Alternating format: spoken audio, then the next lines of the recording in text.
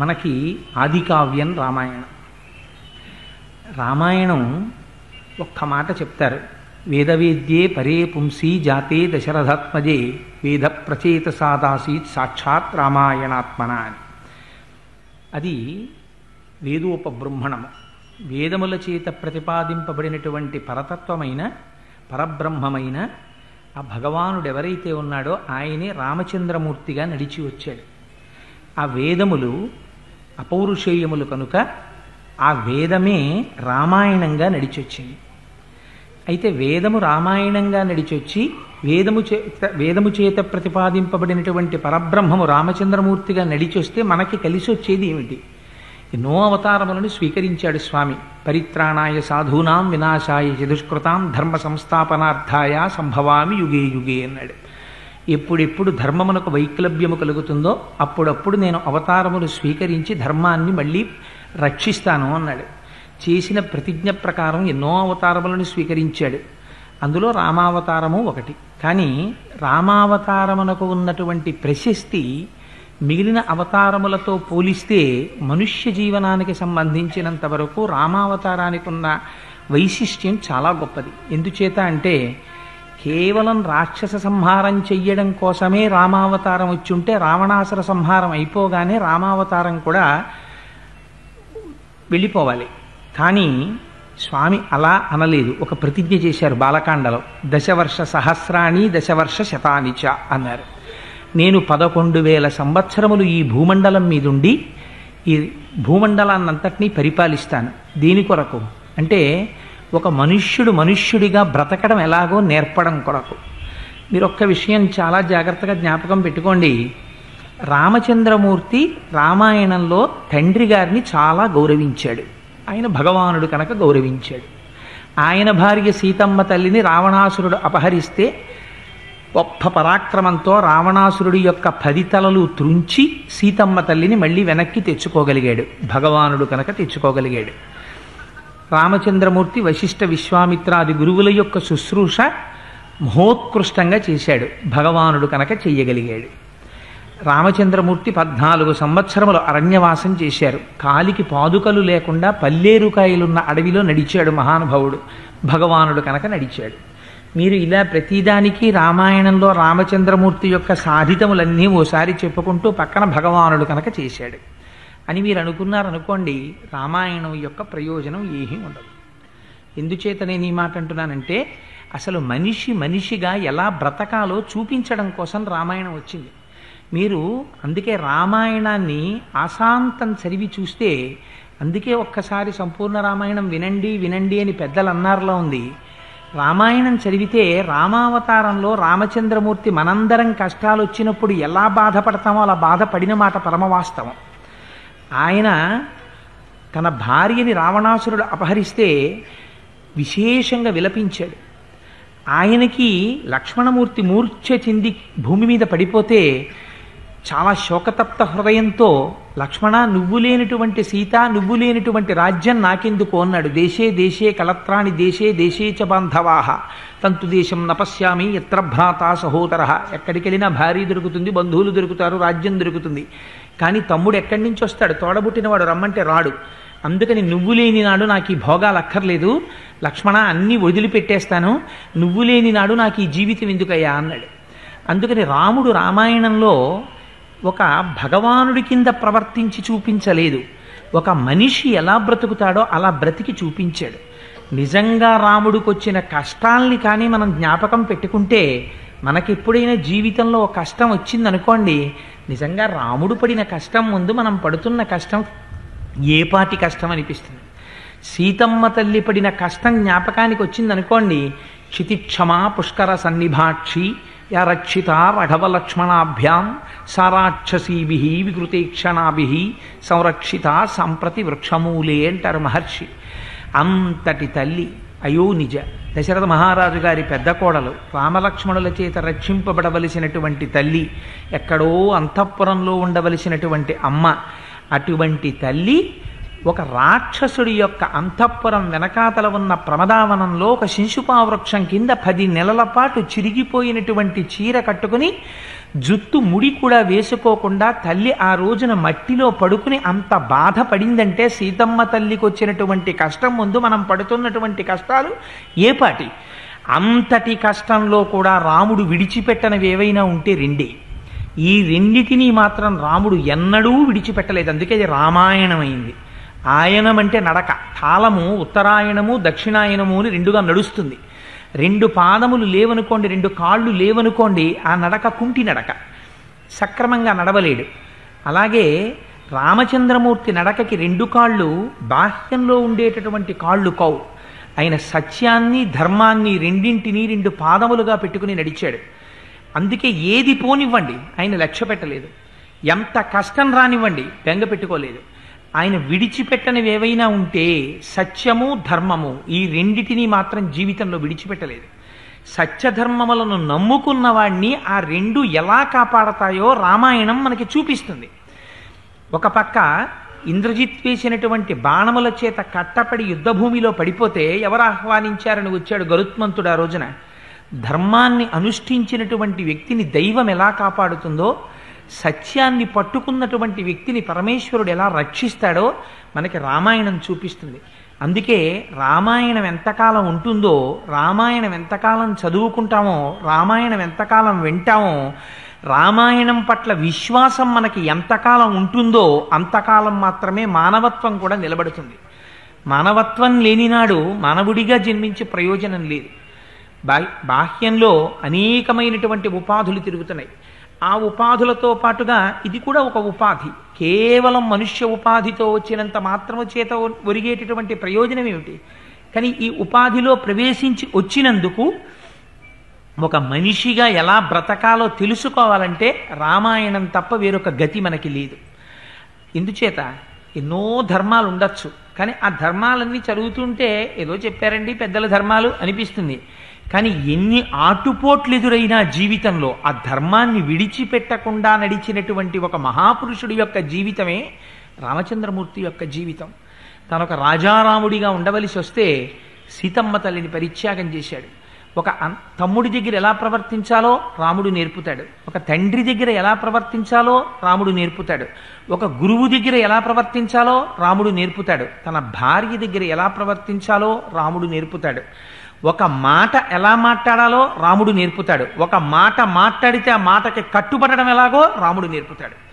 ఇది రామాయణానికి ఉన్నటువంటి గొప్పతనం. అందుకే మన పెద్దలైనటువంటి వారు రామాయణాన్ని ఎన్నడూ విడిచిపెట్టలేదు. ఎంతమంది కానివ్వండి, విశ్వనాథ సత్యనారాయణ గారు అంటారు రామాయణ కల్పవృక్షం రాస్తూ, మళ్ళీ అందరూ రాసిన రామాయణమే నేను రాయడం ఎందుకు అంటే, ప్రతి పూట తిన్నన్నమే మళ్ళీ ఎందుకు తింటున్నావు అంటే, అన్నం తినకపోతే ఉండలేవు కనుక.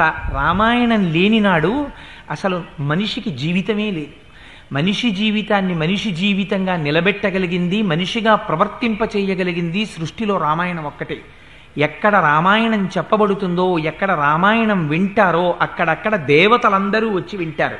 కాదు కాదు, అన్నిటికన్నా గొప్ప విషయం, ఎత్ర ఎత్ర రఘునాథ కీర్తనం తత్ర తత్ర కృతమస్తకాంజలిం బాష్పవారి పరిపూర్ణలోచనం మారుతిం నమతరాక్షసాంతకం. ఎక్కడైనా రామాయణం వినపడితే చాల్ట, రామకథ వినపడితే చాల్ట, రామనామం వినపడితే చాల్ట, స్వామి హనుమ ఏదో ఒక రూపంలో వచ్చి కన్నుల వెంట నీరు కారిపోతుండగా పొంగిపోతూ అందరికన్నా ముందొచ్చి, తెలియచ్చు తెలియకపోవచ్చు, ప్రాంగణంలో ఎక్కడో ఒక చోట కూర్చుని కథాకాలక్షేపం పూర్తయిపోయిన తర్వాత వెళ్ళలేక వెనక్కి తిరిగి చూస్తూ కన్నుల నీరు కారుస్తూ వెడతారట. ఈశ్వరాంశ సంభూతుడైనటువంటి హనుమ ఎక్కడ పాదం పెట్టారో అక్కడ మంగళం జరిగి తీరుతుంది. ఎక్కడ రామనామం చెప్పారో అక్కడ మంగళం జరిగి తీరుతుంది. ఎక్కడ సీతమ్మ తల్లి యొక్క వైభవం కీర్తింపబడిందో అక్కడ మంగళం జరిగి తీరుతుంది. అంత పరమోత్కృష్టమైనటువంటి రామాయణాన్ని ప్రారంభం చేస్తూ బాలకాండలో ఒక అద్భుతమైనటువంటి శ్లోకంతో ప్రారంభం చేస్తారు మహర్షి. ఆయన అంటారు, తపస్వాధ్యాయ నిరతం తపస్వీ వాగ్విదాంవరం నారదం పరిపప్రచ్చర్ వాల్మీకిర్ మునిపుంగవం. అందులో అంటారు, తపస్వాధ్యాయ నిరతం. రామాయణం ప్రారంభమవుతూ అందులో అంటారు, ఒకరు వేరొకరిని ప్రశ్న వెయ్యవలసినటువంటి సమయం ఆసన్నమైంది. ఎవరు ఎవరిని ప్రశ్న వెయ్యాలి అంటే, వాల్మీకి మహర్షి నారద మహర్షిని ప్రశ్న వెయ్యాలి. ఎవరిని ఎవరు ఎంత అందంగా ఇచ్చారో చూడండి. ఆ ఇవ్వడం తపస్వాధ్యాయ నిరతం.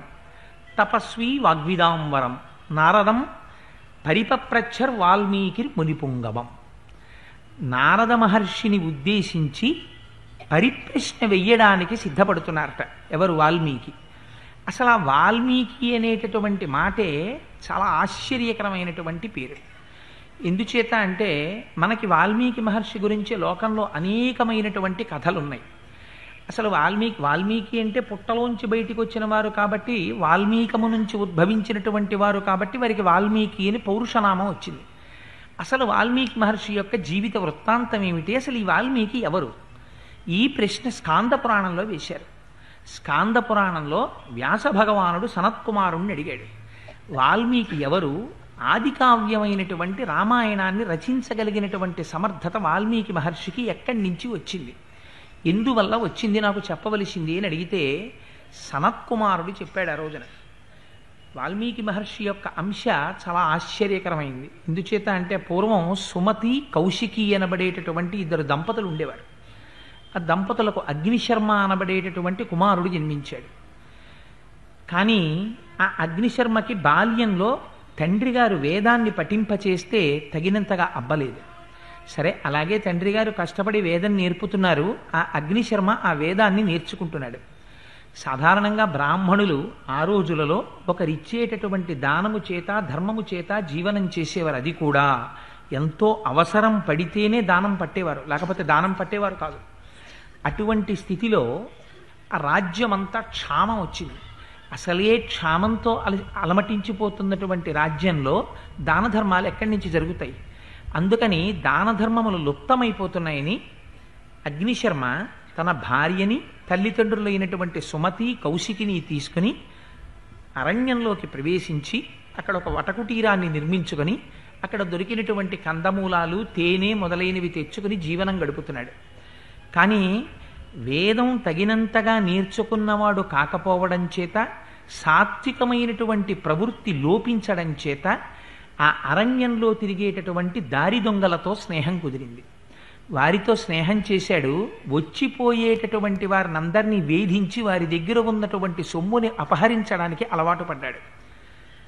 ఆయన ఒకనాడు అదృష్టం, అటుగా మహర్షులు వెళ్ళిపోతున్నారు.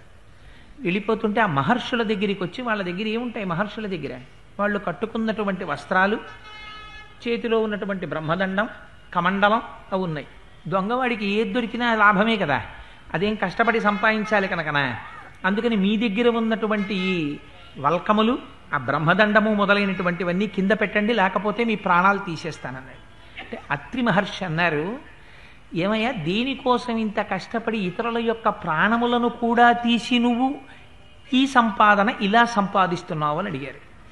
ఆయన అన్నాడు, నా పొట్ట పోసుకోవడానికి, నన్ను నమ్ముకున్నటువంటి నా భార్యా బిడ్డలు తల్లిదండ్రుల యొక్క పొట్ట పోషించడానికి అన్నాడు.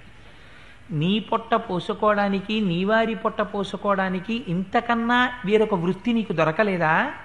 ఇంత కష్టపడి సంపాదిస్తున్నావే, ఇన్ని పాపములు మూట కట్టుకుంటున్నావే, ఇన్ని పాపములు మూట కట్టుకొని నువ్వు సంపాదించినటువంటి ధనంలో దాని వలన సంపాదించినటువంటి సామాగ్రితో జీవనం గడుపుకుంటున్నటువంటి నీవారని నీవనుకుంటున్న వారు నీ పాపములో ఎంత ఫలితాన్ని తాము కూడా వాటా తీసుకోవడానికి సిద్ధంగా ఉన్నారో వెళ్ళి అడిగిరా అన్నారు. ఈ మాట ఏదో కొంచెం ఆలోచించవలసిందిగా అనిపించి, సరే మీరు ఇక్కడే ఉండండి, వెళ్ళిపోకండి, నేను మళ్ళీ వస్తానన్నాడు. వాళ్ళు ఎందుకు వెళ్ళిపోతారు? ఋషులు. మేము ఇక్కడే ఉంటాం, వెళ్ళిరమ్మన్నారు. వెళ్ళి అడిగాడు, తల్లిని అడిగాడు, తండ్రిని అడిగాడు, భార్యని అడిగాడు, బిడ్డలను అడిగాడు. వాళ్ళు అన్నారు, పోషించడం నీ కర్తవ్యం, నువ్వు పోషిస్తున్నావు. ఎలా తెచ్చావు, ఎక్కడి నుంచి తెచ్చావు మాకు అనవసరం, నువ్వు తెచ్చావు మేము అనుభవిస్తాం, నువ్వు ఎలా తెచ్చావన్న దానికి ఫలితాన్ని నువ్వు అనుభవిస్తావు, అందులో వాటా మేమేం పుచ్చుకోమన్నారు. చాలా బాధ కలిగింది. ఇన్నాళ్ళు ఇన్ని తప్పు పనులు చేశాను, ఇప్పుడు ఈ ఫలితం పుచ్చుకునేవాడు ఎవరూ లేరు, నేనే అనుభవించాలి ఫలితాన్ని. ఈ మాట చాలా క్లేశంగా అనిపించింది. ఇప్పుడు ఎవరు నన్ను రక్షిస్తారనుకున్నాడు. చేసినటువంటి పాపములు నివృత్తి కావాలి. అది ఆ సమయంలో ఆయనకున్న కోరిక రామాయణం రాయడం కాదు. ఆయన ఇంత పాపం నేను మూట కట్టేసుకున్నాను, దీన్ని వాటా వేసుకునేవాడు లేడు, కాబట్టి ఈ పాపం నాకు ఎలా పోతుంది, ఈ బెంగ పట్టుకుంది. పరుగు పరుగున మళ్ళీ ఋషుల దగ్గరికి వచ్చాడు.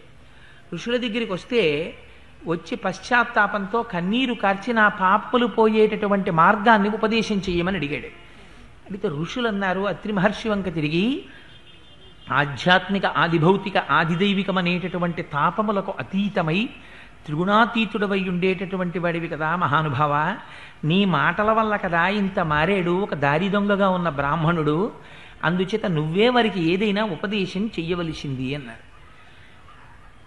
స్కంద పురాణంలో చెప్పిన విషయం వాల్మీకి మహర్షికి లేదా అగ్నిశర్మకి ఆ రోజున అత్రి మహర్షి ఏ నామమును ఉపదేశము చేయలేదు, కేవలము ఒక ధ్యానమును మాత్రమే ఇచ్చారు. నువ్వు అంతర్ముఖుడవై జ్ఞానమును పొందవలసింది, ధ్యానము చేయవలసింది అని చెప్పారు. ఆయన ధ్యానమునందు నిమగ్నుడయ్యాడు. ఈ మాట చాలా మీరు జాగ్రత్తగా గుర్తుపెట్టుకోవాలి. బాహ్య ప్రపంచంలో ఉండేటటువంటి విషయముల పట్ల అనురక్తి కలిగితే ఇంద్రియాలు విచ్చలవిడిగా తిరుగుతాయి. ఎప్పుడైతే ఇంద్రియాలు వెనక్కి తిరిగి ఒక లక్ష్యం మీద ఏకోన్ముఖమైపోయాయో అప్పుడు ధ్యాన నిమగ్నుడై ఉండిపోయాడు. ఋషులు వెళ్ళిపోయారు. 13 సంవత్సరాలు అయిపోయిన తర్వాత ఋషులు అదే బాటలో తిరిగి వస్తున్నారు.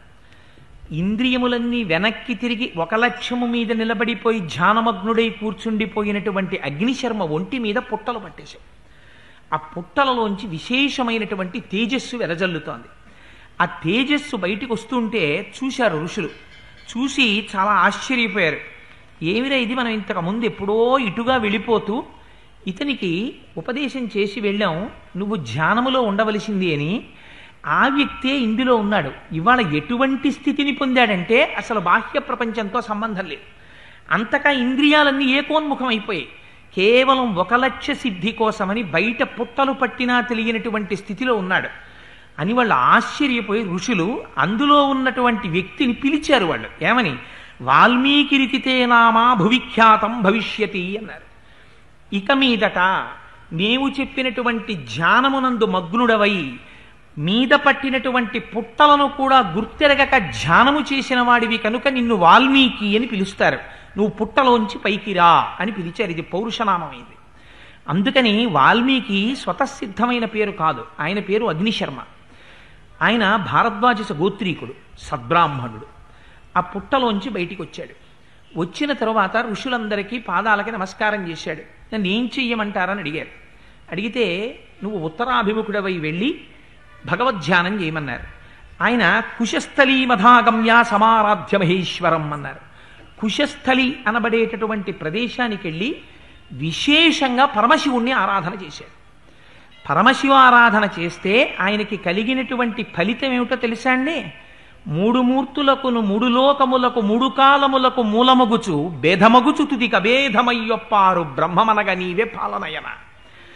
ఒకే పరబ్రహ్మం సృష్టి స్థితి లయ చేసేటప్పుడు, సృష్టి చేసేటప్పుడు బ్రహ్మగా ఉంటుంది, స్థితి చేసేటప్పుడు శ్రీ మహావిష్ణువుగా ఉంటుంది, లయ చేసేటప్పుడు పరమేశ్వరుడిగా ఉంటుంది. అందుకని ఒకే పరబ్రహ్మాన్ని 3గా ఉంటుంది కనుక అపారమైన శివారాధన చేసినటువంటి ఫలితం చేత మహేశ్వరానుగ్రహంతో విష్ణు కథ చెప్పేటటువంటి అదృష్టాన్ని వాల్మీకి పొందాడు. విష్ణు కథ చెప్పడానికి ఉపదేశం చేసిన వారెవరు? బ్రహ్మగారు ఉపదేశం చేశారు. ఇప్పుడు వాల్మీకి ఎవరి అనుగ్రహాన్ని పొందాడు? త్రిమూర్తుల యొక్క అనుగ్రహాన్ని పొందాడు. చేసినది మహేశ్వరారాధన, పొందినది బ్రహ్మగారి యొక్క అనుగ్రహం, చెప్పినది శ్రీ మహావిష్ణువు యొక్క కథ. అందుకని ఈ ముగ్గురి యొక్క అనుగ్రహాన్ని పొందినటువంటి వాడు కనుక పౌరుషనామంతో ఆయన్ని వాల్మీకి అని పిలిచారు. అటువంటి అగ్నిశర్మ ఆ వాల్మీకి మహానుభావుడు ఆయన రామాయణాన్ని రచించవలసినటువంటి సమయం ఆసన్నమైంది. ఆసన్నమైతే బాలకాండలో మొట్టమొదటి శ్లోకాన్ని రచించారు. ఏమని? తపస్వాధ్యాయ నిరతం తపస్వీ వాగ్విదాంవరం నారదం పరిపప్రచ్చర్ వాల్మీకిర్మునిపుంగవం. తపస్వి అయినటువంటి వాల్మీకి, తపస్సు స్వాధ్యాయ నిరతుడైనటువంటి వాడు, ముని అయినటువంటి వాడు, గొప్ప వాగ్విదాంవరుడైనటువంటి నారద మహర్షిని పరిప్రశ్న చేశాను. ఇది ఏదైనా ఆదికావ్యాన్ని ప్రారంభం చేసే ముందు ఒక పరమోత్కృష్టమైనటువంటి మాటతో ప్రారంభం కావాలి. జీవితంలో రామాయణం మనకి నేర్పేటటువంటి సందేశం ఏమిటో తెలుసా అండి? నువ్వు ఏ పని చేసినా అన్నిటికన్నా జీవితంలో గొప్పదేది? గురువు గారిని తలుచుకోవడం కన్నా గొప్పది వేరొకటి లేదు. అందుకే మనం పూజ చేసిన గురుర్బ్రహ్మ గురుర్విష్ణు గురుర్దేవో మహేశ్వర గురు సాక్షాత్ పరబ్రహ్మ తస్మై శ్రీ గురవే నమః అంటాం. గురువుని తలుచుకోవడం, గురువు చెప్పినటువంటి మాటలను జ్ఞాపకం తెచ్చుకోవడం, ఇంతకన్నా గొప్ప మంగళాచరణం ప్రపంచంలో ఉండదు. అందుకని తనకి గురువుగా ఆనాడు పరిప్రశ్న చేస్తే ఎవరు రామాయణాన్ని భాషింపచేశారో ఆ నారద మహర్షిని జ్ఞాపకం తెచ్చుకుంటున్నారు. ఎటువంటి వాట నారదుడు? నారదుడంటే మహానుభావుడు. ఆయన గురించి తపస్సు కలిగిన వాడు, స్వాధ్యాయ నిరతుడు. తపస్సు అంటే కృచ్ఛ చాంద్రాయణాది వ్రతములను ఆచరించి నిత్య నైమిత్తిక కర్మలను సక్రమంగా అనుష్ఠానం చేస్తూ ఈ శరీరమునకు ఉండేటటువంటి జ్ఞానేంద్రియ కర్మేంద్రియ సంఘాతము విషయ ప్రపంచం వైపుకి తిరగకుండా వాటిని వెనక్కి తిప్పి శరీరాన్ని జాగ్రత్తగా సాత్వికమైనటువంటి పదార్థము చేత మాత్రమే పోషించి ఆ ఇంద్రియములను భగవంతుడి వైపుకి తిప్పి నిరంతరము ఈశ్వరుడి గురించి తపించినటువంటి వాడెవరుంటాడో వాడు తపస్వి. అందుచేతనే అటువంటి తపస్సు చేత ఏమవుతుంది? వారు నిత్య నైమిత్తిక కర్మాచరణమునందు వైక్లభ్యమును పొందరు. నిత్య కర్మ అంటే మనం ఎట్టి పరిస్థితులలోనూ చెయ్యవలసినవి కొన్ని ఉంటాయి. అది మీరు ఏ కారణం చేత ఆపడానికి వీలు లేదు. సంధ్యావందనం ఉంటుంది. సంధ్యావందనాన్ని మీరు ఏ కారణం చేత ఆపడానికి వీల్లేదు. మీరు క్షేత్రానికి వెళ్ళారు, కూర్చుని సంధ్యావందనం చేసుకోవలసిందే. మీరు ప్రయాణంలో ఉన్నారు, సంధ్యావందనం చేయవలసిందే. ఎక్కడ ఉన్నా సంధ్యావందనం మాత్రం చెయ్యాలి. దీన్ని నిత్యకర్మ అంటారు. నైమిత్తిక కర్మ అని ఉంటుంది. నైమిత్తికము అంటే ఒక్కొక్క పర్వదినం వస్తుంది. ఇవాల్టి రోజున పరమోత్కృష్టమైనటువంటి రోజు, గురువారంతో కూడుకున్నటువంటి పుష్యమాసంలో వచ్చినటువంటి ఏకాదశి దినం. ఇది చాలా గొప్ప రోజు. అందుకనే ఈరోజు రామచంద్రమూర్తి రామాయణాన్ని ప్రారంభింపజేశారు. సరే, అలా నైమిత్తికము అంటే కొన్ని ప్రత్యేకమైనటువంటి రోజులలో చేయవలసినటువంటి ప్రత్యేకమైన కర్మలకి నైమిత్తిక కర్మలని పేరు. నిత్య నైమిత్తిక కర్మలను రెండిటినీ చేస్తూ నిరంతరం భగవంతుడి గురించినటువంటి ఆలోచన చేస్తూ కృచ్ఛ్రాంద్రాయణాది వ్రతములను ఆచరిస్తూ ఎవరు ఉంటారో అటువంటి వారిలో సత్వగుణం, గొప్ప శుద్ధ సత్వము ఆవిర్భవిస్తుంది. ఆ సత్వగుణం దేనికి ప్రాతిపదిక అవుతుంది? వేదాధ్యయనమునకు ప్రాతిపదిక అవుతుంది. అటువంటి వాడు వేదాధ్యయనం చేస్తాడు. ఆ వేదం ఒకనాడు ఎందుకు పనికొస్తుంది? బాహ్యంలో యజ్ఞయాగాది క్రతువులను చేసి ఇహమునందు పొందవలసినటువంటి సమస్త సౌఖ్యములను పొందడానికి వేదమే ఆధారం. కాదు, ఇతర లోకములలో పొందవలసినటువంటి ప్రయోజనాలకి వేదమే ఆధారం కాదు. ఇంకా వేదంలో మీరు జ్ఞానకాండలోకి వెళ్ళారనుకోండి, అసలు మళ్ళీ ఈ శరీరంతో పుట్టవలసినటువంటి అవసరం లేనటువంటి జ్ఞానాన్ని పొందడానికి కావలసినటువంటి సమస్త సంభారములు వేదము నుంచే మనకు వస్తాయి. అందుకని ఏమవుతుంది? నిత్య నైమిత్తిక కర్మాచరణము కలిగినటువంటి తపస్వి అయి స్వాధ్యాయ నిరతుడై, అది ఇప్పుడు నిరంతరము, ఒకప్పుడు ఇంకొకనాడు కాదు, అది ఒక అలవాటుగా తాను చేయకుండా ఉండలేక నిరంతరము వేదమును మననం చేస్తూ, ఇది ముని అంటే మననము చేయువాడు. ఎందుకు మననం? మననము అంటే మనస్సు యొక్క ధర్మము. జ్ఞాపకం పెట్టుకోండి. మనస్సు ఏం చేస్తుంది? మీకు ఏ వస్తువు పట్ల ప్రీతి ఉందో ఆ వస్తువు చుట్టూ తిరుగుతుంటుంది. మిమ్మల్ని మీరు ఎప్పుడైనా ఒక్కసారి పరిశీలన చేసుకోండి. మీకు ఏ వస్తువు పట్ల చాలా ఇష్టం ఉందో ఆ వస్తువు చుట్టూ మనస్సు తిరుగుతుంది. అదే మనస్సుకున్నటువంటి గొప్ప బలం, అదే మనస్సుకున్న గొప్ప బలహీనత. మీరు పూజ చేస్తూ ఉండండి, అది తనకిష్టమైన వస్తువు దగ్గరికి వెళ్ళిపోతుంది. మీరు మనస్సుకి తీసుకెళ్ళి భగవంతుణ్ణి ఆలంబనంగా ఇవ్వడం అలవాటు చేశారనుకోండి, ఇస్తే తపస్సు చెయ్యడం ప్రారంభం చేస్తే ఈ మనస్సు క్రమంగా భగవంతుడి చుట్టూ తిరగడం ప్రారంభం చేస్తుంది. అందుకని ఏమవుతుంది? మననము చేయువాడు ముని తనంత తాను ఎప్పుడూ మననం చేస్తూ ఉంటాడు. దానికి ఒక ప్రయోజనం ఉంటుందా? ఏం ప్రయోజనం ఉండదు. అలా మననం చేయకుండా ఉండలేడు. మనస్సు ప్రీతిపాత్రమైన వస్తువు చుట్టూ పరిభ్రమించినట్టు ఎప్పుడూ భగవంతుడి చుట్టూ మనస్సు తిరగగలిగినటువంటి స్థితిని పొందినటువంటి వాడై నిరంతర మననశీలుడై తపస్సు చేసి స్వాధ్యాయ నిరతుడై వీటన్నిటి చేత తాను పొందినటువంటి అనుభవం ఏదైతే ఉంటుందో, జ్ఞానం ఏదైతే ఉంటుందో, దాన్ని ఇతరులకి బోధ చేసేటప్పుడు అరటిపండు ఒలిచి నోట్లో పెట్టినంత సులువుగా అవతల వారిలో ఉండేటటువంటి అజ్ఞానమును దహించి జ్ఞానమును అందించగలిగినటువంటి వాగ్వైభవం ఎవరికి ఉంటుందో అటువంటి వాడు జ్ఞానమును ఇయ్యగలిగినటువంటి వాడు. వాడెవరు? సాక్షాత్తు గురువు. గుకారస్యంధకారస్యాత్ రుకారస్తన్నిరోధకృత్ అంధకార వినాశిత్వాత్ గురురిత్యభిధీయతే. ఎవరు అంధకారాన్ని పోగొట్టి జ్ఞానం ఇస్తున్నాడో వాడే గురువు. అజ్ఞానం తీసేదొకడు, జ్ఞానం ఇచ్చేదొకడు ప్రపంచంలో ఉండడు. ఎందుకనంటే లైటు వేశామండి చీకటి పోయిందండి అనరు. లైటు ఉంటే చీకటి ఉండదు, చీకటి ఉంటే లైటు లేదు. జ్ఞాపకం పెట్టుకోండి. దీపం ఉన్నది, చీకటి ఉండదు. చీకటి ఉన్నది, దీపము పెట్టలేదు. ఒకటే నిజం. అంచేత అజ్ఞానము పోయినది, మళ్ళీ ఇంకా జ్ఞానం ఒకటి బోధ చేయడం ఏమి ఉండదు. అజ్ఞానం పోవడం అంటే జ్ఞానమే మిగులుతుంది. ఇంకా జ్ఞానము కలిగినది, అజ్ఞానము పోయినది. అందుకనేమవుతుంది? ఏ మహాపురుషుడి యొక్క దర్శనం చేత తనలో ఉండేటటువంటి అజ్ఞానము పటాపంచలైపోతుందో అటువంటి గురువుకి నారదుడని పేరు. అందుకని నారం దదాతి ఇది నారదః.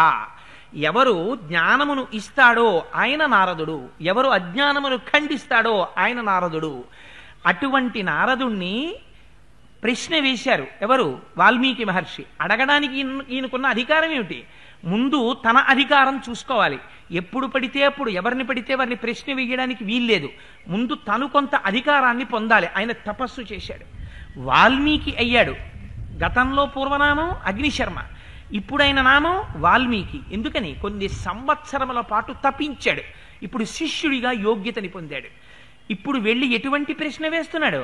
పరిప్రశ్నేన సేవయా. భగవద్గీతలో చెప్తారు, తద్విద్ధి ప్రణిపాతేన పరిప్రశ్నేన సేవయా. గురువుల దగ్గరికి వెళ్ళి ప్రశ్న వేసేటప్పుడు ఎలా పడితే అలా వెళ్ళి ప్రశ్న వేయడానికి వీల్లేదు. వారి దగ్గరికి వెళ్ళి ప్రణిపాతం చేసి భూమి మీద సాష్టాంగ నమస్కారం చేసి, అయ్యా నేను తెలుసుకోవడానికి అర్హత కలిగిన వాడను అని మీరు అనుకుంటే, మీరు నాకు కృప చెయ్యాలి అని అనుకుంటే, నాకు ఈ విషయంలో ఈ సందేహమును తీర్చవలసినది అని పరిప్రశ్న చెయ్యాలి. అందుకని పరిప్రశ్న చేస్తున్నాడు ఇవాళ వాల్మీకి మహర్షి. దేని గురించి అడుగుతున్నారు? అటువంటి నారద మహర్షి వస్తే ఇతర విషయాల గురించి ఎందుకు ప్రస్తావన చేస్తారు? దేని గురించి తెలుసుకోవాలో దాని గురించి అడుగుతున్నారు. దేని గురించి తెలుసుకుంటారు అటువంటి గురువు వచ్చినప్పుడు? పరబ్రహ్మమును గురించి ప్రశ్న చెయ్యాలి. ఒక గమ్మత్తైనటువంటి ప్రశ్నని ఇవాళ వాల్మీకి మహర్షి అడుగుతున్నారు నారదుణ్ణి. అందుకని వాగ్విదాంవరం. అడిగినటువంటి వాడు అడిగాడు, చెప్పగలిగినటువంటి వాడో గొప్ప సమర్థుడు. తన వాక్కుల చేత అడిగిన ప్రశ్నకి జవాబును చెప్పగలిగినటువంటి సమర్థుడైన వాడు కనుక, శిష్యుడిలో ఉన్నటువంటి సందేహాన్ని పటాపంచలు చేయగలిగినటువంటి వాగ్వైభవం ఉన్నవాడు కనుక, ఆనాడు నారద మహర్షిని వాల్మీకి మహర్షి ఒక ప్రశ్న వేశారు. కోన్వస్మిన్ సాంప్రదంలోకే గుణవాన్ కస్య వీర్యవాన్ ధర్మజ్ఞశ్చ కృతజ్ఞశ్చ సత్యవాక్యో దృఢవ్రతః చారిత్రేణ చ కోయుక్తః సర్వభూతేషు కోహితః విద్వాన్ కః కస్సమర్థశ్చ కస్యైక ప్రియదర్శనః ఆత్మవాన్ కో జితక్రోధో ద్యుతిమాన్ కో ననసూయకః కస్య బిభ్యతి దేవాశ్చ జాత రోషస్య సంయుగే అని అడిగారు. స్వామి, నాకు ఒక్క ప్రశ్న ఉంది, మీరు దానికి కృప చేసి జవాబు ఇవ్వవలసింది అన్నారు. కోన్వస్మిన్ సంప్రదంలోకి. ఎంత గొప్ప మాట అడిగారో చూడండి. 16 గుణములు కలిగినటువంటి ఒక వ్యక్తి తెలియాలి నాకు. ఆ వ్యక్తి ఎప్పుడున్నవాడై ఉండాలి? ఎప్పుడో వామనావతారంలో వామనమూర్తికి ఉందండి, నరసింహావతారంలో నరసింహమూర్తికి ఉందండి, లేకపోతే ఫలానా అవతారంలో ఫలానా వారికి ఉందండి, అది కుదరదు. కోన్వస్మిన్ సంప్రదంలోకే, ఈ లోకములో ఇప్పుడే ఇక్కడే ఈ సమయమునందే ఉన్నవాడై ఉండాలి. నేను చూడడానికి అవకాశం ఉన్నవాడై ఉండాలి. ఈ కాలములో అంటే వాల్మీకి మహర్షి ప్రశ్న వేసినటువంటి సమయంలో ఉన్నటువంటి వ్యక్తి అయి ఉండాలి. కోన్వస్మిన్ సంప్రదంలోకే గుణవాన్, ఆయన గుణములు కలిగినటువంటి వాడై ఉండాలి. కస్య వీర్యవాన్. వీర్యవాన్ అంటే అపారమైనటువంటి పరాక్రమము కలిగినటువంటి వాడై ఉండాలి. ఎటువంటి పరాక్రమం? పరాక్రమం అంటే తనని తాను రక్షించుకుంటూ శత్రువులు ఎంతమంది, లెక్కకి అందనంతమంది శత్రువులు వచ్చి ఎదురు నిలబడినా అందరినీ చీల్చి చెండాడగలిగినటువంటి పరాక్రమము వైభవము ఎవరి దగ్గర ఉంటుందో వాణ్ణి వీర్యవాన్ అని పిలుస్తారు. 14,000 మంది రాక్షసులు ఒక పక్క నిలబడ్డారు, రామచంద్రమూర్తి ఒక్కరు ఒక పక్క నిలబడ్డారు. దాశరథీ శతకంలో గోపరాజు గారు అంటారు, బండన భీముడు అర్థజన బాంధవుడు ఉజ్వల బాణతూణ కోదండ కళాప్రచండ భుజతాండవ కీర్తికి రామమూర్తికిన్ రెండవ సాటి దైవమిక లేడనుచున్ గడకట్టి భేరికా డండ డడాండ డాండ నినదంబుల జండము నిండమత్త వేదండము నెక్కి చాటెదను దశరథీ కరుణాపయోనిధి అంటారు. మీరు ఈ ప్రశ్న వేసేటప్పుడు ఒక విషయాన్ని జ్ఞాపకం పెట్టుకోండి. మీ మనస్సులో రామచంద్రమూర్తి భగవానుడు అన్న అభిప్రాయాన్ని కొంచెం సేపు పక్కన పెట్టి ఆలోచించండి. ఆయన అడుగుతున్నది ఒక మనుష్యుడి గురించి అడుగుతున్నారు. వాల్మీకి మహర్షి ఒక మనుష్యుడై ఉండాలి. ఆయన గుణవాన్, గుణములతో కూడినటువంటి వాడై ఉండాలి. వీర్యవాన్, చేతిలో కోదండం పట్టుకోవాలి. శ్రీ మహావిష్ణువు సుదర్శన చక్రాన్ని ప్రయోగించినట్టు అలవోకగా సుదర్శన చక్రాన్ని ప్రయోగించి రాక్షస సంహారం చేసేటటువంటి వాడు కాకూడదు. తాను కూడా అలిసిపోవాలి. తన మీద కూడా బాణములొచ్చి పడాలి. తన వక్షస్థలమునకు కట్టుకున్నటువంటి కవచము కూడా పిట్లిపోవాలి. తన ఒంటికి బాణములు తగిలి నెత్తురు ఏరుగా పారాలి. అవసరమైతే భూమి మీద పడిపోవాలి. ఇంత జరిగినా లక్ష్య పెట్టకుండా శత్రువుల్ని కొట్టగలగాలి. తన కార్యాన్ని సాధించుకోగలగాలి. చేతిలో కోదండముండగా ఎదురుగుండా ఉన్నటువంటి శత్రువుల సంఖ్యతో నిమిత్తం లేదు. దీపం మీద పడినటువంటి దీపపు పురుగుల్ని కాల్చినటువంటి దీపంలా శత్రువుల్ని తుదముట్టించగలిగినటువంటి అప్రమేయమైనటువంటి పరాక్రమం ఉన్నవాడై ఉండాలి. అటువంటి వాడున్నాడా? ఇది వీర్యవాన్. గుణములున్నవాడున్నాడా? కళ్యాణ గుణములున్నవాడు వీర్యవాన్. కోన్వస్మిన్ సాంప్రదంలోకే గుణవాన్ కస్య వీర్యవాన్ ధర్మజ్ఞశ్చ. అపారమైనటువంటి పరాక్రమం ఉంది, కానీ ధర్మం పాటించాడు. ఎందుకని అదే కాలమునందు రావణాసురుడు ఉన్నాడు. ఆయన పౌరుష పరాక్రమాలు కూడా ఏం తక్కువ కావు, కానీ ధర్మం పాటిస్తాడా? పాటించడు. ఇహ సంతో నవాసంతి తతో వా నానువర్తసే తథాహి విపరీతాతే బుద్ధిరాచారవర్జిత అని అడిగింది రామాయణంలో సుందరకాండలో సీతమ్మ తల్లి. వాడికి తెలియదా? తెలుసు కానీ ఆచరించడు. అందుకని ధర్మం అంటే ఏమిటి? శాస్త్ర విరుద్ధము లోక దూష్యం, శాస్త్ర దూష్యము లోక విరుద్ధము కానిది ఏది ఉంటుందో దాన్ని ధర్మం అని పిలుస్తారు. ధర్మజ్ఞశ్చ అన్నారు, చకారం వేశారు. ధర్మము అధర్మము రెండూ తెలిసి ఉండాలి. ఎందుకు తెలిసి ఉండాలి? అధర్మం తెలిస్తే అధర్మాచరణము చేస్తున్నటువంటి వ్యక్తిని దిద్దుబాటు చేయడానికి ప్రయత్నం చేస్తారు. లొంగనప్పుడు నిగ్రహిస్తాడు. నిగ్రహించడానికి పరాక్రమం ఉండాలి. ధర్మం యొక్క స్వరూపం తనకి తెలిసి ఉండాలి. అందుకని ధర్మాధర్మముల యొక్క రెండింటి స్వరూపము తెలుసున్నవాడై ఉండాలి. ఆ ధర్మం గురించి విశేషమైనటువంటి అవగాహన కలిగినటువంటి వాడై ఉండాలి. అటువంటి వాడై ఉన్నాడా ఎవరైనా? అందుకని వీర్యమున్నవాడై ఉండాలి. ధర్మజ్ఞశ్చ కృతజ్ఞశ్చ. ఇంత ధర్మం తెలుసున్నా, ఇంత వీర్యవంతుడైనా చేసిన ఉపకారమును మరిచిపోనివాడై ఉండాలి. చిన్న ఉపకారం ఎవరైనా చేశారా? ఎంతవారండి మీరెంతవారండి అని కృతజ్ఞత ప్రకటించగలగాలి. అందుకే మీకు రామాయణంలో శృంగిబేరపురము అని పేరు దానికి. గుహుడు పరిపాలించినటువంటి నగరానికి. శృంగిబేరపురం అంటే ఏమిటో తెలుసా అండి? దారుణాతి దారుణమైన కృత్యములు చేసేటటువంటి స్థలము అని పేరు. ఎందుకని అంటే శృంగిబేరపురంలో గుహుడు ఏం చేస్తాడంటే లేళ్లు, జింకలు మొదలైనటువంటి వాటి బొమ్మలు తీసుకొచ్చి పెడతాడు. పెడితే ఆ చుట్టుపక్కల ఉన్న లేళ్లు, జింకలు చూసి మన జాతికి చెందిన జంతువులే ఇక్కడ ఉన్నాయని పరిగెత్తుకుంటూ వస్తాయి. వస్తే అప్పుడు వాటిని వల వేసి పట్టుకుంటాడు. పట్టుకుని వాటిని సంహరించి వాటి మాంసం తిని వాటి చర్మాన్ని ఉత్తరిస్తాడు. అంత క్రూరమైన దృష్టితో పనిచేసేటటువంటి వాడున్నాడే, అటువంటి గుహుడు రామా నేను నీవాడనయ్యా అన్నాడు. రాముణ్ణి ప్రేమించాడు. ప్రేమించినంత మాత్రం చేత తనకి పట్టాభిషేకం జరుగుతుంటే నాకు తగిన దీటైన స్నేహితుడయా గుహుణ్ణి తీసుకురా అని హనుమని పంపించారు. అందుకని కృతజ్ఞశ్చ, చిన్న ఉపకారం చేస్తే మరిచిపోకుండా జ్ఞాపకం పెట్టుకుని, ఇంత పరాక్రమం తనకున్నా చిన్న ఉపకారం ఉంటే దాన్ని తలుచుకుని గుర్తుపెట్టుకుని పొంగిపోయేటటువంటి మనస్తత్వం ఉన్నవాడు ఉన్నాడా ఈ ప్రపంచంలో? కోన్వస్మిన్ సాంప్రతంలోకే గుణవాన్ కస్య వీర్యవాన్ ధర్మజ్ఞశ్చ కృతజ్ఞశ్చ సత్యవాక్యో దృఢవ్రతః. సత్యవాక్యో, ఎంత కష్టమే రానివ్వండి తనొక్క అసత్యం చెప్పాడా తప్పుకోవచ్చు, కానీ చెప్పడు. ఎందుకు చెప్పడు? ఇప్పుడు ఈ అసత్యం చెప్తే నేను ఈ కష్టంలోంచి బయట పడిపోవచ్చు, కానీ ఇది కాదు నాకు రక్షణ. నేను ఇప్పుడు సత్యమే చెప్పి కష్టమే వచ్చినా శాశ్వతముగా నన్ను సత్యము రక్షిస్తుంది. ఎందుకని? నువ్వు అసత్యం చెప్తే రక్షింపబడడం నీ కంటి ముందు కనబడుతోంది.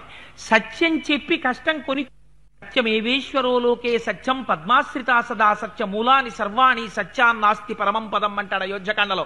రామచంద్రమూర్తి నాకు అక్కర్లేదా ఆ రాజ్యం అన్నాడు. ఎందుకు అక్కర్లేదు? నాకు సత్యం కావాలి. మా నాన్నగారిని సత్యప్రతిష్ఠితుణ్ణి చెయ్యాలి. మా నాన్నగారు ఇచ్చినటువంటి మాట నిలబడాలి. అందుకని నాకు రాజ్యం అక్కర్లేదన్నాడు. ఎన్ని కష్టాలొచ్చి మీద పడిపోనివ్వండి, ఎన్నడూ అసత్యం పలకలేదు, ఎన్నడూ సత్యాన్ని విడిచిపెట్టలేదు. అటువంటి వాడున్నాడా ప్రపంచంలో? అందుకని కోన్వస్మిన్ సాంప్రదంలోకే గుణవాన్ కశ్చ వీర్యవాన్ ధర్మజ్ఞశ్చ కృతజ్ఞశ్చ సత్యవాక్యో దృఢవ్రతః. తాను ఒక మాట అన్నాడా, ఒక పని మొదలు పెట్టాడా, ఏది ఏమైపోనివ్వండి ఆ పని జరిగి తీరవలసింది. ఇంకా ఆగడం కానీ, లేకపోయినట్టయితే అవాంతరం వచ్చిందని భయపడిపోవడం కానీ, లేకపోతే మొదలు పెట్టినటువంటి పని చాలా సంతోషంగా మొదలు పెట్టేసి రోజు రోజుకి కృషించిపోయి బెంగ పెట్టేసుకుని వెనుక్కి తీయడం కానీ, ఇటువంటి లక్షణాలు ఉన్నవాడా?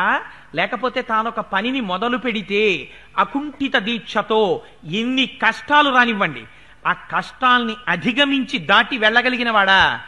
సముద్రం ఉందయ్యా ఎదరా, సముద్రం దాటాలి ఇన్ని కోట్ల వానరాలన్నారు, దాటుతాను సముద్రం అన్నాడు. ఇది కాంచన లంకయ త్రికూటాచల పర్వతం మీద ఉంటుంది, దాన్ని కొట్టాలన్నారు, కొడతానన్నాడు. దశకంఠుడు సామాన్యుడు కాడన్నారు, మట్టు పెడతానన్నాడు. ఇది కాదు విచిత్రం, తన వైరి బతికుండగా విభీషణుడికి పట్టాభిషేకం చేసేశాడు లంకారాజ్యానికి. మాట నిలబెట్టుకోవాలి. ఇది దృఢవ్రతః. అటువంటి వ్రతం, అలా తన మాట నిలబెట్టుకుని సాధించుకోగలిగిన శక్తి కలిగిన వాడు ప్రపంచంలో ఉన్నాడా? దృఢవ్రతః. అందుకని కోన్వస్మిన్ సాంప్రదంలోకే గుణవాన్ కశ్చ వీర్యవాన్ ధర్మజ్ఞశ్చ కృతజ్ఞశ్చ సత్యవాక్యో దృఢవ్రతః. చారిత్రేణ చ కోయుక్తః సర్వభూతేషు కోహితః. చారిత్రేణ చ కోయుక్తః. చారిత్రము కలిగినటువంటి వాడై ఉండాలి. ఎందుకని? మిగిలినటువంటి ప్రాణులకి మనిషికి ఒక్కటే తేడా ఉంటుంది. ఏది చూస్తారు? చారిత్రమును చూస్తారు. ఎప్పుడు చూస్తారు? అన్ని ప్రధానమైన విషయాల్లోనూ చారిత్రమే చూస్తారు. ఉద్యోగం ఇవ్వాలనుకోండి, మీకు తెలుసున్న వాళ్ళు ఇద్దరి పేర్లు ఇవ్వండి, మీరు ఎటువంటి వారో కనుక్కుంటామంటారు. మీ ఇంట్లో ఆడపిల్లని వివాహం చేసుకోవాలనుకోండి, మీ చారిత్రను చూస్తారు, మీరు ఎటువంటి వారో చూస్తారు. అందుకని నడువడి చాలా ప్రధానం. తనకి తెలిసుండడం వేరు, తెలుసున్న దాన్ని నిత్య జీవితంలో అనుష్ఠానంలో పెట్టడం వేరు. రావణాసురుడికి ధర్మం తెలియదా? రావణాసురుడు వేదం చదువుకోలేదా? అన్నీ తెలుసు, కానీ అనుష్ఠానంలో ఉంటుందా? ఉండదు. తెలియడం వేరు, తెలుసున్న దాన్ని నిత్య జీవితంలో అనుభవంలో పెట్టడం వేరు. ఎంతో కష్టం వచ్చి మీద పడిపోతే పక్కకెళ్ళి కూర్చుని సంధ్యావందనం చేశాడు రామచంద్రమూర్తి. నిత్యాగ్నిహోత్రీకుడై పల్లేరుకాయలు ముళ్లతో కూడినటువంటి అరణ్యంలో చెప్పులు లేకుండా పాదుకలు లేకుండా ఆ అగ్నిహోత్రాన్ని భుజాలకు తగిలించుకుని మహానుభావుడు 14 సంవత్సరాల అరణ్యాల్లో నడిచెళ్ళాడు. అందుకని చారిత్రేణ చకోయుక్తః. ఇటువంటి నడువడి కలిగినటువంటి వాడు, తను అన్న మాటకి నిలబడి సత్ప్రవర్తన కలిగినటువంటి వాడు ఉన్నాడా? సర్వభూతేషు కోహితః.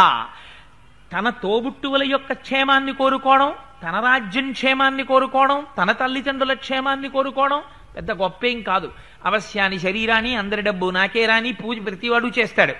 ఏది గొప్ప? సర్వభూతేషు కోహితః. అన్ని ప్రాణులలో ఉన్నది బ్రహ్మమే అని గుర్తిరిగి లోపల సమస్త ప్రాణుల యొక్క హితమును కోరుకునేటటువంటి వాడై ఉంటాడా?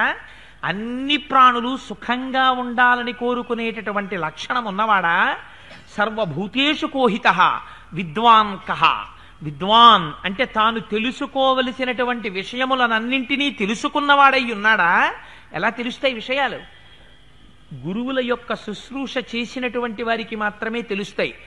అందుకని గురువుల యొక్క శుశ్రూష చేసి తెలుసుకున్నవాడా? విద్వాన్ కః. కస్సమర్థశ్చ. తనకి తెలియడం వేరు, తెలుసున్న దాన్ని అమలులో పెట్టి నడిపించడం వేరు. ఎందుచేత? ధనుర్వేదం అంతా తెలిసి ఉండొచ్చు, కానీ యుద్ధరంగంలోకి వచ్చేటప్పటికి పారిపోయేటటువంటి భీరు అనుకోండి. ఉత్తర కుమారుడు కూడా క్షత్రియ వంశంలో జన్మించాడు, యుద్ధరంగంలో నిలబడగలిగాడా? సైన్యాన్ని చూస్తేనే వెనకంజ వేసి పారిపోయాడు. అందుకని తనకి జ్ఞానం ఉండడం వేరు, తనకి విషయాలు తెలిసి ఉండడం వేరు. వాటిని అమలు చెయ్యడం దగ్గరికి వచ్చేటప్పటికి భయం లేకుండా తాను నాయకత్వం వహించి ఈ పనిని చేయించడంలో సమర్థుడై ఉండాలి. ఆయన వెనక వెళ్ళిన వారు ఎవరండి? వానరములు, లాంగూలములు, భల్లూకములు, కొండముచ్చులు ఇవన్నీ వెళ్ళాయి. ఇన్ని కొన్ని కోట్ల కోట్ల కోట్ల కోట్లు. మీరు కిష్కింధకాండలో విందురు కానీ ఇన్ని కోట్లు అసలు లెక్కలేదు. అన్ని కోట్లు, భూమండలం అంతా నిండిపోయేవి. అన్ని కోట్ల వానరములు వచ్చాయి. కోతి అంటేనే చపలచిత్వానికి మారుపేరు. సముద్రం మీద సేతువు కట్టినప్పుడు వాల్మీకి మహర్షి వర్ణిస్తారు యుద్ధకాండలో విందురు గాని. ఇంత సేతువు కట్టి నడవండ్రా అంటే పిల్లలు చూడండి, పడవ ఎక్కించి కూర్చోబెడితే పడవ మధ్యలో కూర్చోడు వాడు, పడవ ఒడ్డున కూర్చుని నీళ్లలో చెయ్యెడతాడు. అలా వాళ్ళు సేతు అంచుల మీద పరిగెడుతుండేవారు వానరులు. ఇటువంటి వాళ్ళందరినీ కూడా వెనక పెట్టుకుని వీళ్ళందరినీ ఒక మాట మీద నడిపిస్తూ రాముడన్న భయం నిలబెట్టి సీతమ్మ తల్లిని అగ్నిహోత్రంలో ప్రవేశింపచేసేటప్పుడు రామచంద్రమూర్తి యొక్క కన్నులలో ఉన్న ఎరుపుతనాన్ని చూసి ఇన్ని కోట్ల మంది వానరులు తమ్ముడు లక్ష్మణుడు మాట్లాడలేకపోయాడు. ఇది సమర్థశ్చ. అలా అమలు చేయగలడా? కస్సమర్థశ్చ కశ్చైక ప్రియదర్శన. ఎన్ని మాటలు చూడనివ్వండి, మళ్ళీ చూస్తుంటే అబ్బా ఏమందం ఏమందం అనిపిస్తున్న. దీని సౌందర్యం అంటారు. అందం అంటే ఒకసారి చూస్తే చాలా బాగుందండి అని వెళ్ళిపోబుద్ధి. ఎన్ని మాటలు చూడండి, ఎన్ని రకాలుగా చూడండి, బా ఎంత బాగుందో ఎంత బాగుందో ఎంత బాగుందో అనిపిస్తుంది. ఈ సౌందర్యం, ఈ అలా చూసిన కొద్దీ చూడాలనిపించేటటువంటి తత్వం బాహ్యంలో ఉన్నటువంటి అందం వల్ల రాదు. ఇది దేనివల్ల వస్తుంది? లోపల ఉండేటటువంటి సాత్వికమైనటువంటి ప్రవృత్తి ముఖంలో శరీరంలో తాండవిస్తే వస్తుంది. అందుకే ఒక్కొక్క వ్యక్తి కనపడ్డారనుకోండి, వెంటనే వెళ్ళి అయ్యా నమస్కారం అండి బాగున్నారా అని పిలవబుద్ధి వేస్తుంది. ఒక్కొక్కరు అట్నుంచి వస్తున్నారనుకోండి, మనకు పని లేకపోయినా ఈ సందులోకి వెళ్ళిపోతాం.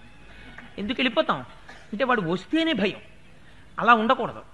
ఇది కస్సమర్థశ్చ కశ్చైక ప్రియదర్శన.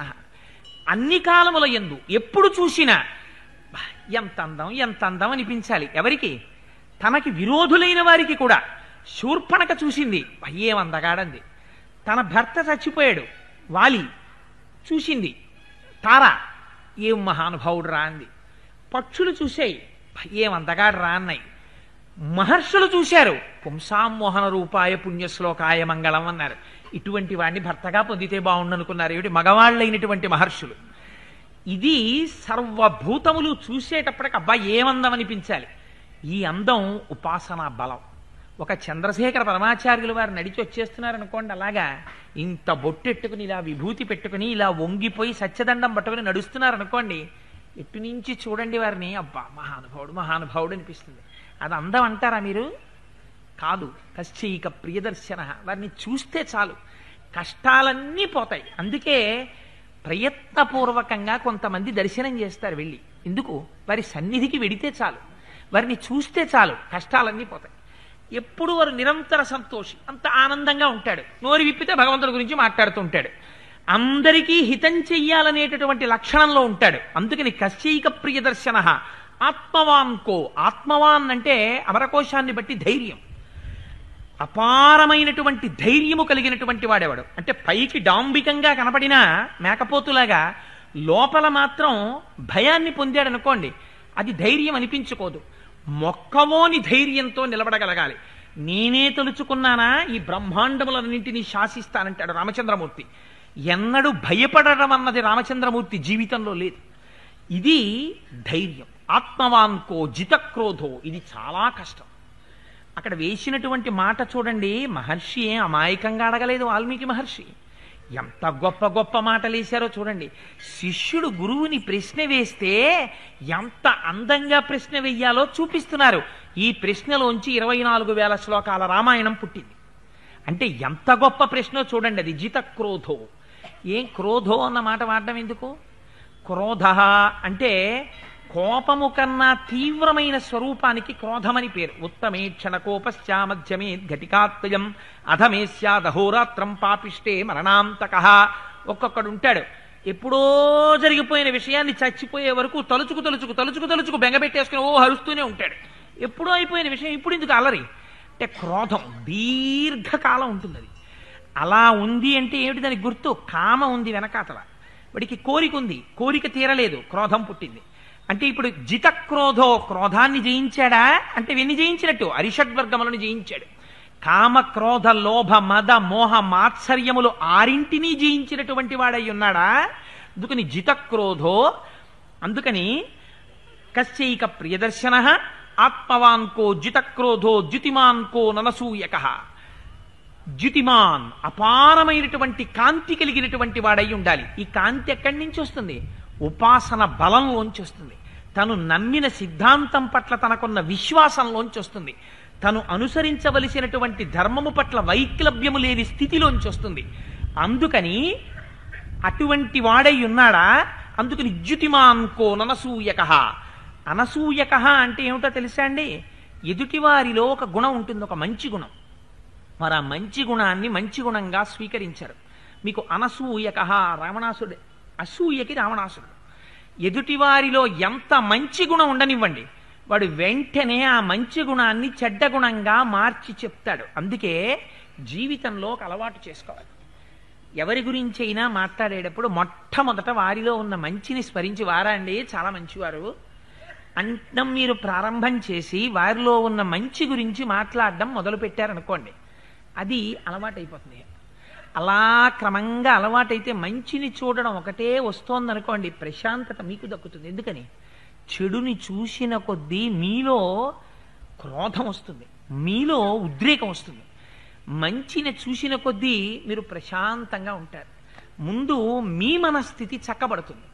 అందుకని అనసూయక, ఎదుటివారిలో ఉండేటటువంటి గుణాల్ని గుణాలుగా చెప్పకుండా గుణాల్ని దోషాలుగా చెప్తారు కొంతమంది.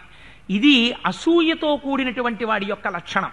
అవతలవాడు చెడిపోడు, ఆయనలో ఉన్న గుణాన్ని అవగుణంగా నువ్వు చెప్తే ఆయనకు వచ్చిన నష్టం లేదు. అలా చెప్తే నువ్వు అసూయాపరుడు అని తెలుస్తుంది. అందుకని అనసూయక. కస్య బిభ్యతి దేవాశ్చ జాత రోషస్య సంయుగే. కోపాన్ని గెలిచిన వాడైనా కోపం తెచ్చిపెట్టుకున్నాడు అనుకోండి, నిజంగా నాన్నగారికి కోపం రాలేదు, కానీ కోపం తెచ్చిపెట్టుకోకపోతే పిల్లవాడు సక్రమంగా ఉండడని ఆ రోజు నాన్నగారు బుసలు కొడుతూ కూర్చున్నారు అనుకోండి, కొడుకు లోపలికి వచ్చేటప్పటికి అయ్య బాబోయ్ నాన్నగారు ఏమిటో ఇలా ఉన్నారు అనుకుంటాడు. ఒక్క 10 నిమిషాలు నాన్నగారు కోపంగా మాట్లాడారు అనుకోండి, నిజంగా నాన్నగారికి కోపం ఉందా? ఏమీ లేదు. మళ్ళీ శుభ్రంగా ఆయన వెళ్ళిపోయి తన పూజ గదిలో కూర్చుని రామాయణం తీసుకుని ఆయన హాయిగా చదువుకుంటున్నాడు. ఎందుకు తెచ్చుకున్నాడు కోపం? ఆ కోపం తెచ్చుకున్నంత మాత్రం చేత బిడ్డలు భయపడాలి. ఈ కోపం తెచ్చుకోవడం దేని కొరకు? కోపం తెచ్చుకోవడం సమస్త జగత్తుని చక్కదిద్దడం కొరకు. ధర్మం తెలుసున్నవాడైతే అధర్మాన్ని చక్కదిద్దడానికి కోపం తెచ్చి పెట్టుకుంటాడు.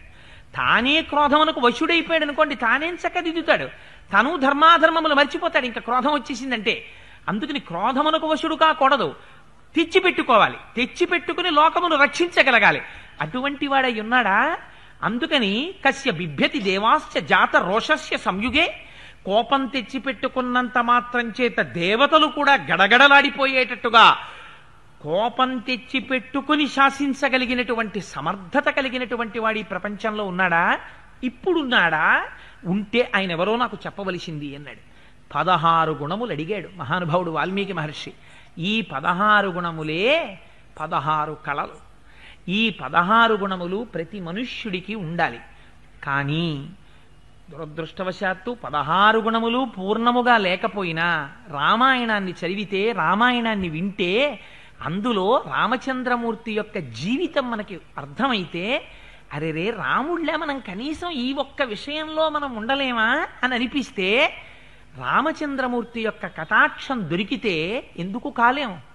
అందుకని రామాయణంలో 16 గుణములను అడిగారు. అడిగితే ఆయన అన్నాడు, ఆశ్చర్యపోయాడు ఎవరు? విన్నటువంటి నారద మహర్షి. ఎంత గొప్ప ప్రశ్నేశావయ్యా వాల్మీకి! 16 గుణములు, ఇటువంటి గుణములున్నవాడు ఈ లోకములో ఈ కాలములో ఉండాలా? చాలా గొప్ప ప్రశ్నేశావు. ఇది గురువు నోటి వెంట రావలసిన మొదటి మాట. శిష్యుడు ప్రశ్న వేసేటప్పటికి భృకుటి ముకుడించి మొదలెట్టాడు రా మళ్ళీ వీడు అని గురువు బెంగ పెట్టేసుకునేటట్టు ఉండకూడదు. ఏమి ప్రశ్న వేశావురా అని అడగగలగాలి. బహవో దుర్లభాశ్చైవా ఏ త్వయా కీర్తితా గుణాః మునే వక్ష్యామ్యహం బుద్ధ్వా తైర్యుక్త శ్రూయతాం నరః. నువ్వడిగినటువంటి ఇన్ని గుణాలు ఒక్క నరుడిలో ఉండాలని అడుగుతున్నావు. కానీ ఉన్నాడు వాల్మీకి. నేను చెప్తాను ఎవరండి? ఎవరి భార్య వాల్మీకి మహర్షి ఆశ్రమంలో ఉందో ఆయన పేరే చెప్తున్నారు ఇప్పుడు. ఎంత ఆశ్చర్యపోవాలి వాల్మీకి మహర్షి!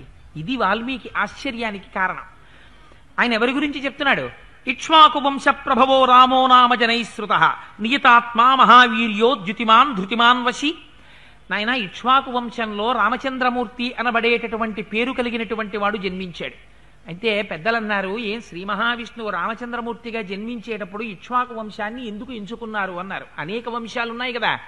రామాయణం ధర్మస్వరూపం. నీ ఇంట్లో నువ్వు కూడా అలా ఉండగలిగితే నీ ఇంట్లో కూడా భగవానుడు ఉదయిస్తాడు ఒకనాడు. ఇక్ష్వాకు వంశంలో మొట్టమొదటి వాడైనటువంటి ఇక్ష్వాకు శ్రీ మహావిష్ణువుని విశేషమైనటువంటి ఆరాధన చేసి శ్రీరంగనాథుణ్ణి పొందాడు. కులధనంగా పొంది ఆరాధన చేశాడు. అందుకని అంతగా ఆరాధన చేసినటువంటి వంశం కనుక ఇక్ష్వాకు వంశంలో జన్మించేట కాదుట. సూర్యమండలాంతర్వర్తిగా శ్రీమన్నారాయణోపాసన చేస్తారు. ఆ సూర్యవంశానికి చెందినటువంటి వారు కనుక ఇక్ష్వాకు వంశంలో జన్మించేట. అందుకని ఆ ఇక్ష్వాకు వంశంలో పుట్టాడయా రామచంద్రమూర్తి. ఆ రాముడికి నువ్వు అడిగిన 16 గుణాలు ఉన్నాయి. ఎలా ఉన్నాయో చెప్పనా అని సంక్షేప రామాయణం చెప్పారు నారదుడు. సంక్షేప రామాయణం అంటే 24,000 శ్లోకాల్లో వాల్మీకి మహర్షి చెప్పినటువంటి రామాయణానికి ప్రాతిపదికగా కేవలం కథనంతటినీ కలిపి ఒక్క 100 శ్లోకములు కూడా దాటకుండా లోపుగా అందంగా కథని అందించారు. అందిస్తే దీన్ని విన్నారు. ప్రారంభం ఎక్కడ మొదలైంది? అందుకే 24,000 శ్లోకాలతో పూర్తి చేశారు. ప్రతి 1000 శ్లోకాలు గాయత్రీ మహామంత్రంలో ఉన్నటువంటి ఒక్కొక్క బీజాక్షరానికి వ్యాఖ్యానం. గాయత్రీ మంత్రానికి ఒక ప్రత్యేకత ఉంది. మిగిలిన మంత్రాల్లో ఒక బీజాక్షరం ఉంటుంది ఏదో, మిగిలిన అక్షరాలు బీజాక్షరాలు ఉండవు. ఆ బీజాక్షరానికి ఒక ఋషి ఒక దైవము ఉంటారు. గాయత్రీ మహామంత్రం అలా కాదు, 24 అక్షరాలు బీజాక్షరాలు. 24 బీజాక్షరాలకి గురువులు ఉంటారు, ఋషులు ఉంటారు, దైవం ఉంటారు. అందుకని గాయత్రీ మంత్రానికి ఉన్నటువంటి శక్తి పెద్దలు చెప్పడానికి కారణం అది. ఏ సంప్రదాయం వాళ్ళు కానివ్వండి, గాయత్రిని విడిచిపెట్టడానికి మాత్రం వీల్లేదు. గాయత్రి చేసి తీరవలసింది. రామాయణం కూడా ఒక్కొక్క బీజాక్షరాన్ని తీసుకుని 1000 శ్లోకాలు చెప్పారు. అందుకని గాయత్రీ మంత్రానికి వ్యాఖ్యానమే రామాయణం. అందుకని 24,000 శ్లోకాల్లోకి రామాయణం వచ్చింది. అందుకని మొట్టమొదట ప్రారంభం చేస్తూ గాయత్రీ మంత్రంలో మొట్టమొదటి అక్షరంతో ప్రారంభం చేశారు. అందుకే తపస్సాధ్యాయ నిరతం అంటూను. కాబట్టి ఈ నువ్వడిగినటువంటి 16 గుణములు కలిగినటువంటి వ్యక్తి ఈ కాలములో ఇప్పుడే ఇక్కడే ఉన్నారు. ఆయనే రామచంద్ర ప్రభువు అని వాల్మీకి మహర్షికి నారద మహర్షి ఉపదేశం చేశారు. నారద మహర్షి ఎప్పుడైతే రామచంద్రమూర్తి గురించి చెప్పారో పొంగిపోయాడు. బ్రహ్మతత్వం ఒకసారి అర్థమైందనుకోండి ఏమవుతుంది? మనస్సు అపారమైనటువంటి ఆనందాన్ని పొందుతుంది. అందుకని విశేషమైన ఆనందం పొందాడు. ఇంత ఉపదేశం చేసినటువంటి నారదుడు రామాయణానికి ఉన్న గొప్పతనం అంతా ఇక్కడుందండి. గురువు దగ్గరికి వెళ్ళడం, గురువుని ప్రశ్న వెయ్యడం, గురువు దగ్గర నేర్చుకోవడంతో రామాయణం ప్రారంభం. ఇన్ని చెప్పారు కదా నారద మహర్షి. ఆ ప్రశ్న వేస్తే ఏమో నాకు తెలియదయా, ఒకసారి కనుక్కోవాలండి చెప్తాను, నాకు అన్ని విషయాలు ఎక్కడ ధారణలో ఉంటాయా అనలేదు. బ్రహ్మగారి దగ్గర వినొచ్చారు. పరంపర తండ్రి గారి దగ్గర ఆయన విన్నారు. అది వాల్మీకి మహర్షికి చెప్పారు. చెప్పి ఒక చిత్రమైనటువంటి విశేషం జరిగింది. సంక్షేప రామాయణం అంతా వాల్మీకి మహర్షికి చెప్పేసి యథావత్ పూజితస్తేన దేవర్షిన్ నారదస్తథా ఆపృష్ట్వై వాభ్యనుజ్ఞాత సజ్జగామ విహాయసం.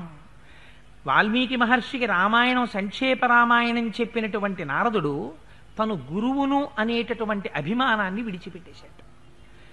నేను గురువుని నేను గురువుని నేను గురువుని అని అభిమానం పట్టుకు కూర్చున్నారనుకోండి, అది ప్రమాదానికి దారి తీసేస్తుంది. అందుకని ఎలా అయిపోయారు? ఆకాశం ఉంది, మీరు ఇక్కడికి తీసుకొచ్చి ఒక గ్లాసు పెట్టారనుకోండి, గ్లాసులో ఆకాశం ఉందా లేదా? ఉంటుంది. ఓ కుండ తీసుకొచ్చి పెడితే కుండలో ఆకాశం ఉంటుంది, ఘటాకాశం. ఓ గదిలో ఆకాశం ఉంటుందా లేదా? మఠాకాశం. కుండ బద్దలైపోయింది అనుకోండి, ఏమవుతుంది? ఆకాశం ఘటాకాశం మఠాకాశం అవుతుంది. మఠాకాశం తలుపులు కూడా తీసేశారనుకోండి, ఏమవుతుంది? అనంతాకాశం అయిపోతుంది. ఇప్పటి వరకు తాను గురువుగా నిలబడి శిష్యుడికి బోధ చేసినటువంటి నారద మహర్షి నేను గురువుగా నిలబడ్డానన్న విషయాన్ని వదిలిపెట్టేసి ఆకాశము ఎలా ఆకాశం అయిపోతుందో అలా నారదుడైపోయాడు. అంటే మళ్ళీ తను జ్ఞానిగా ఆత్మస్వరూపిగా మారిపోయి నారద మహర్షి బయలుదేరి ఆకాశంలోకి ప్రయాణం చేసి వెళ్ళిపోయారు. వెళ్ళిపోయిన తర్వాత విన్న శిష్యుడు మాత్రం పరవశించిపోయాడు. వాల్మీకి ఎంత గొప్ప రామకథ చెప్పాడు రా మహానుభావుడు అనుకున్నారు. అదే ఆలోచన చేస్తున్నారు. మధ్యాహ్న సమయం అయింది. మధ్యాహ్న సమయం అయినప్పుడు మాధ్యాహ్నిక సంధ్యావందనం చెయ్యాలి. అందుకని బయలుదేరి వెడుతున్నారు. ఎక్కడికి వెళ్ళాలి? తమసా నదీ తీరానికి వెళ్ళారు.